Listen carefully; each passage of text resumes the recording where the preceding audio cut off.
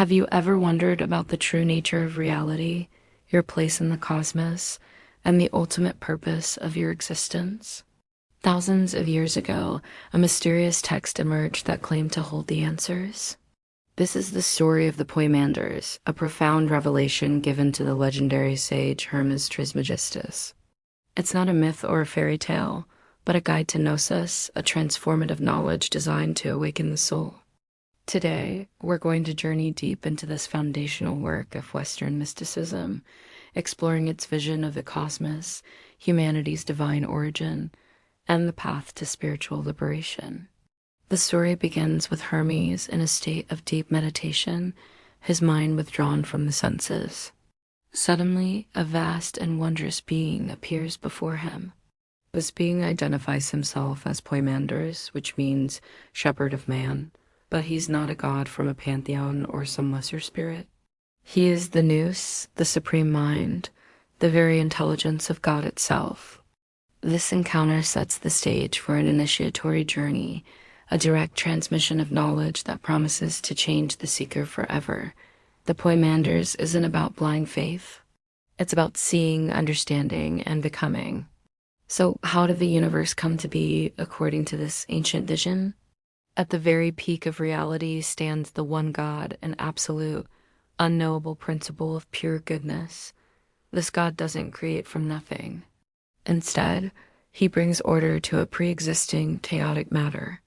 To do this, God manifests through three key principles: the Nous, which is his own divine intelligence; the Logos, or the Word, which is the rational, formative pattern of creation, much like the ideas of Plato or the Word in the Gospel of John; and finally, the Pneuma, a creative breath or spirit that animates the entire cosmos. The creation story unfolds in stages. First, we have the dark, watery chaos without form or reason. Then the divine Nous, acting through the Logos, shines a light into this darkness. This intervention causes a great circular motion to begin, separating the elements. The heavens begin to turn, and the four elements, fire, air, water, and earth, emerge. From these, living beings without reason, the animals and plants, are generated. The entire cosmos is organized according to divine harmony and order. This circular movement is crucial. It represents a fundamental Hermetic principle. Everything emanates out from the one source and is destined to return to it. But the supreme God doesn't manage creation alone. He brings forth a second creator, a demiurge, who in turn generates 7 governors. These 7 powers rule over the celestial spheres and correspond to the 7 classical planets: Saturn, Jupiter, Mars, the Sun, Venus, Mercury, and the Moon. They are the administrators of the physical world and the keepers of fate, or Heimarmene. These celestial governors are not evil, but they represent the structures of the material world. They transmit their specific qualities to everything below them, including humanity, forming a cosmic framework that is also a spiritual challenge we must overcome. Now, we come to one of the most stunning ideas in the Poimandres, the creation of man. Humanity, in its original form, is not just another creature. The archetypal man is created in the very image of God. This isn't just a physical resemblance. It means we are fundamentally noetic beings, bearers of the same divine nous and light as the Creator. Originally, this archetypal human was androgynous, immortal, and existed in a form beyond the physical body, dwelling above the 7 spheres of the governors. The text makes a fascinating distinction. It calls this original. Man a mortal god, while the celestial gods are called immortal men, highlighting our unique dual nature. So if we were created as divine beings, what went wrong? How did we end up here in these fragile bodies, subject to fate and suffering? The Poimandres describes this as a moment of fatal contemplation. The archetypal man, looking down upon the beautiful creation of the lower world, saw his own reflection in the waters of nature. And at that moment, he fell in love with his own image. Matter, seeing this magnificent, divine form, returned his love, and he chose to descend and unite with it. This act, reminiscent of the myth of Narcissus, is deeply symbolic. It represents the soul's identification with the body, the desire to create on its own terms, and the beginning of its separation from the Father, the supreme Nous. This is the Hermetic concept of the fall. It's not a punishment for a sin, but an ontological mistake, a case of mistaken identity. The soul becomes entangled in matter. Desire, or epithemia, becomes its driving force, and ignorance of its true nature replaces divine knowledge. The text states it plainly and powerfully. The cause of death is the love of the body. In loving its reflection, the soul forgets its true self. This is the root of all human suffering. The process of the fall is described as a descent through the 7 planetary spheres.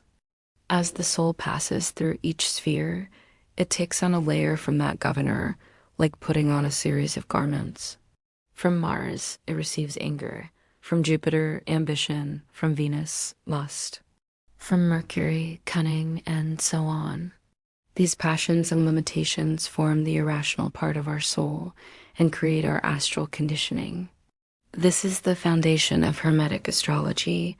The planets aren't just distant forces dictating our lives, but crystallized states of consciousness that we have internalized. Our personality, with its flaws and compulsions, is a composite of these astral energies. So the human soul, as we experience it now, is a mixture. It has a divine spark, the Nous, which is our direct connection to God. It has an irrational part, made up of the desires and passions gathered from the spheres. And it's housed in a physical body. Our soul is immortal in its essence, but it remains a prisoner as long as it identifies with the body and is controlled by these passions. The challenge, then, is to reverse this process.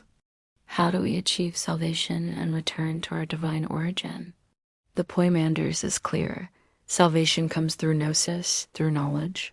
Not just intellectual knowledge, but a deep, inner knowing of God and of oneself. The text declares that the greatest evil for humankind is ignorance of God, and to know God is simply to remember who we truly are, to remember our own divine origin. This knowledge is the key that unlocks the chains of fate. The path to liberation is one of spiritual rebirth. This involves a symbolic death to the illusions of the material world and the ego. It's a process of purification where we consciously work to master and shed the passions we collected on our descent. The ascent is a journey back up through the 7 spheres. At each level, the soul returns the corresponding passion to its governor. It gives back anger to Mars, ambition to Jupiter, and so on, until it is stripped of all that is foreign to its true nature. As the soul rises, it becomes progressively lighter, freer, until it transcends the 7 spheres entirely. Having shed these astral garments, the soul enters the 8th sphere, a realm beyond fate, and joins the chorus of celestial powers, endlessly praising the Father. Finally, it becomes one with the supreme Nous itself, achieving a state of blissful unity and silence. This is the ultimate goal of the Hermetic path. Theosis, or becoming divine once more. The soul doesn't just go to a heavenly afterlife. It reintegrates with its source. In essence, the Poimandres offers a complete spiritual map. It presents a living, breathing cosmos where humanity acts as a mediator between the divine and the material. It teaches that our fall from grace was an act of forgetting, and our salvation lies in the power of awakening. This text is a cornerstone of what's often called Pagan Gnosticism, and its ideas have echoed through the centuries, influencing Neoplatonism, Christian Gnosticism, and the entire tradition of Western esotericism. It reminds us that locked within each of us is a divine spark, a mortal God, waiting to remember its true home and begin the journey of ascent.